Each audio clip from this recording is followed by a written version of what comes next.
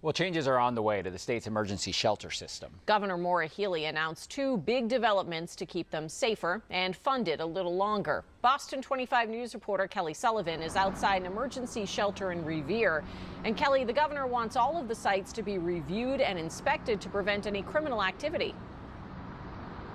That's right. So Governor Maura Healey wants the inspections to start here at this emergency shelter in Revere. And she wants all of the shelters in the state to be inspected after a loaded AR-15 and drugs were found inside this shelter here last week. Now, federal investigators say that 28-year-old Leonardo Sanchez was arrested after the Suffolk County Sheriff's Department recovered about $1 million worth of fentanyl and a loaded AR-15 with ammo from a room at the Quality Inn in Revere. The feds say he entered the U.S. illegally. Governor Healey wants a full review of the state's intake process to prevent any further criminal activity in the state's funded shelters.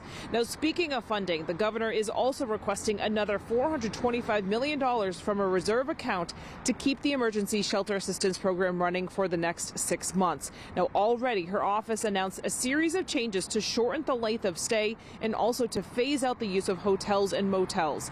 The hope is that those changes will reduce costs after the shelters rang up a bill of about $1 billion last year. And so Healey also sent lawmakers a fiscal blueprint, which is a way that she is outlining how to make these shelters more sustainable in the long term. And one of those includes reducing the number of caseloads from 7,500 families to 4,000 families by 2026.